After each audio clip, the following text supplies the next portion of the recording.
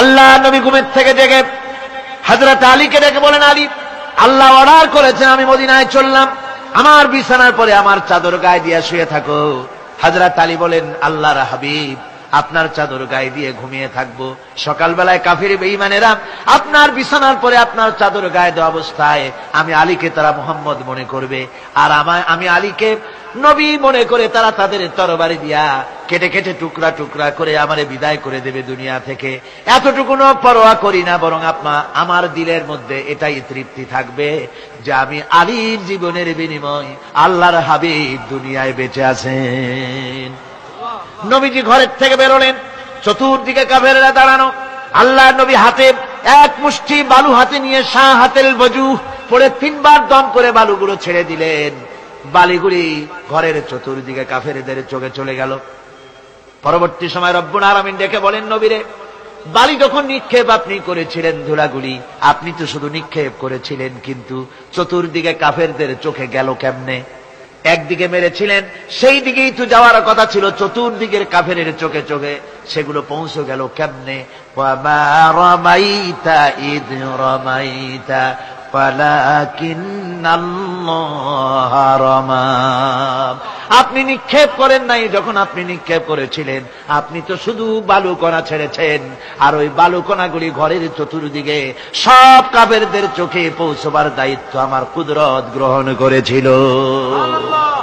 আমার ভাইয়েরা, নবীজি বিপদে, এতগুলি শত্রু তরবারি নিয়ে তিনি বিপদে ধৈর্যহারা হন নাই। আস্তে করে ঘরের থেকে বেরিয়ে হযরত আবু বকরের বাড়িতে গিয়ে হাজির। দরজায় গিয়ে আওয়াজ দিলেন, আবু বকর। অমনি দরজা খুলে গেল। লাব্বাইক ওয়া সাদাইক। হুজুর বলেন, আবু বকর রে, একটা ডাকে কেমনে সাড়া দিলে? তুমি কি ঘুমাইছিলে না? হযরত আবু বকর বলেন, হুজুর, আপনি বলেছেন আমাকে নিয়ে হিজরত করবেন, আমি মনে মনে চিন্তা করেছি, না জানি কত রাত্রে নবীজি আসেন, উঠতে যদি আমার দেরি হয়ে যায়, নবীজি যদি দরজার কাছে দাঁড়ায় দাঁড়ায় আমারে ডাকাডাকি করে, আর আমি যদি ঘুমায় থাকি, তাহলে আল্লাহ নবীর সঙ্গে বেয়াদবি হয়ে যাবে।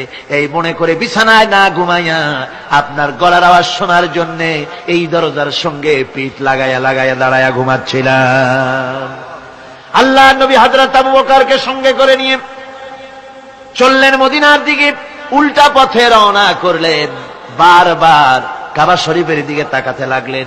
বুখারী শরীফে এসেছে, নবীজি বারবার কাবার দিকে তাকিয়ে বলতেছেন, রে কাবা, বড় আশা ছিল তোর কাছে থাকবো, তোর খেদমত করব, কিন্তু তোর নিষ্ঠুর সন্তানেরা তোর কাছে আমারে থাকতে দিল না রে।